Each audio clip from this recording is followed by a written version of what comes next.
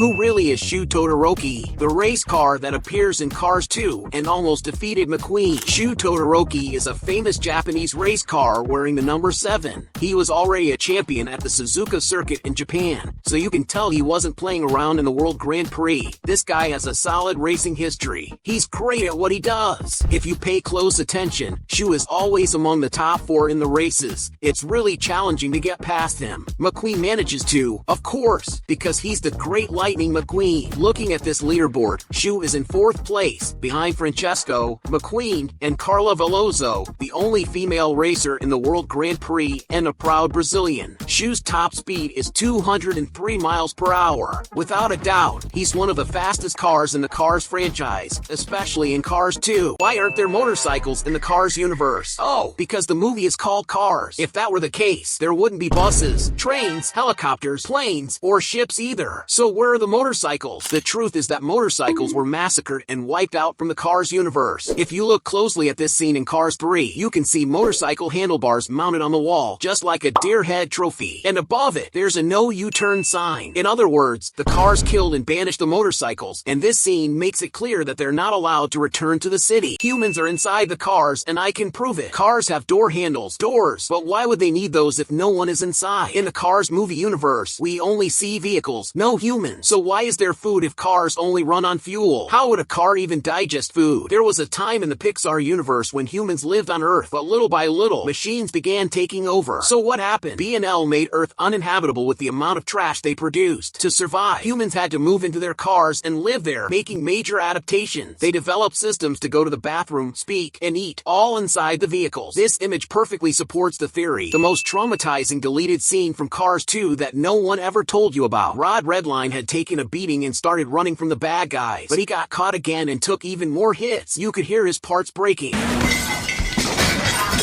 With great effort, Rod managed to escape. At the same time, Mater entered a haunted house full of broken down cars chained to the walls. It looked like some kind of scary attraction. And out of nowhere, Rod Redline suddenly emerged from underwater, completely wrecked, trying to deliver an important message. But he ended up drowning right in front of Mater. Just imagine how many people would have been traumatized watching that scene. But here's the question. What was going through the mind of whoever wrote that? All these products you're seeing right now are exclusive originals from the Pixar World Store in Brazil. You'll only find them there, and they're available for a limited time. You won't even find this stuff at Disney. But if you can't go to the store for obvious reasons, what can you do? Don't worry, I got you. Message me on WhatsApp or Facebook Messenger. Just use the link in the pinned comment of this video, or point your phone's camera at this QR code and message me there. I'll take care of it for you. But hurry, because these exclusive and limited products are selling out really fast. Hit me up and we'll sort it out. After you've scanned the QR code, grabbed your shirt, your mug, your Pixar ball. What if Lightning McQueen had never ended up in Radiator Springs? His life, and everyone else's in town, would have been completely different. No falling off the truck, no getting lost on the road, no scare with the sheriff. He would have never met Mater, Sally, or Doc Hudson. Without Doc, McQueen would have no mentor, no coach, and would have never learned the moves that changed his career. Without Radiator Springs, McQueen would have stayed arrogant, focused only on fame and trophies, and the town would have remained forgotten, with most of its residents eventually leaving. It was McQueen who brought hope and change to everyone, and they all changed him too. The truth is, if he had never ended up in Radiator Springs, Cars would have been a completely different story. Cars and planes take place in the same universe. A clear proof of this can be seen in the short film Aero Mater. In it, Mater travels to the city of Propwash Junction, which is the same city where Planes takes place. On top of that, it's Skipper, the same plane who teaches Dusty, who teaches Mater to fly. It's all connected, guys. It's the same character interacting with both Mater and Dusty. The tractors that Mater and McQueen scare in Cars also appear in Planes. Even Dinoco shows up in Planes. Look at these cans. And here's another fun fact that gets any fan even more excited. According to Mater, McQueen himself has been to Propwash Junction, the small town where Dusty lives in Planes. This information appears in one of the shorts in the Cars universe, and makes it clear that the stories of these characters truly intersect at some point. In other words, the shared universe between Cars and Planes is not just a fan theory, it really exists. Now we can't help but wonder, what would it be like to see more characters from these two worlds interacting with each other? Just imagine a full crossover with McQueen and Dusty. That would bring a fresh spark to both the Cars and Planes franchises. How did you not know this about Cars? Fillmore's license plate is 51,237, and those aren't just random numbers. It's a date, May 12, 1937, the birthday of George Carlin, who voiced Fillmore. Now that you know, just subscribe to the channel for more videos like this. Cars copied this short film and you had no idea. Susie the Little Blue Coupe premiered in 1952, where Susie was a living car who fulfilled her dream of having an owner and driving through the streets. But years later, Susie got weak and couldn't run anymore, so her owner left her in a junkyard until a boy found her and fully restored her. But the truth is, Cars didn't copy Susie, it was inspired by her. After all, the short is also from Disney and was produced by Walt Disney himself. The day Mater died, Mater from Cars died, went to heaven, met the demon of speed, and you didn't even notice. All this happened in the series Cars on the Road when Mater went over 640 miles per hour. But everything got resolved when he tricked the demon of speed, opened his own door and entered himself, coming back to life. For the first time, a car door was opened in this movie universe. Red from Cars can talk, and I'm about to prove you've been fooled this whole time. We always see him crying, but never saying a single word. Is that really true? Remember the scene when the press shows up in Radiator Springs and takes McQueen away? Look closely at Red's mouth in the background. He's clearly talking. He's not crying or coughing. He's having a conversation. So yes, Red can talk. Francesco Bernoulli, although inspired by a 2009 Formula One car, is actually a prototype model featuring several elements not typically seen in cars of this type. This was because the development team noticed during animation tests that keeping the character's wheels visible would allow him to make more gestures, which would add even more to his playboy personality. Here's what John Lasseter, the film's director, had to say. Well, this guy is going to be gesturing a lot. Let's make him Italian, an Italian Formula One car. That's going to be perfect. However, making this possible took no less than 4 months just to design Francesco's mechanical look, since his design was very different from the cars we saw in the first movie.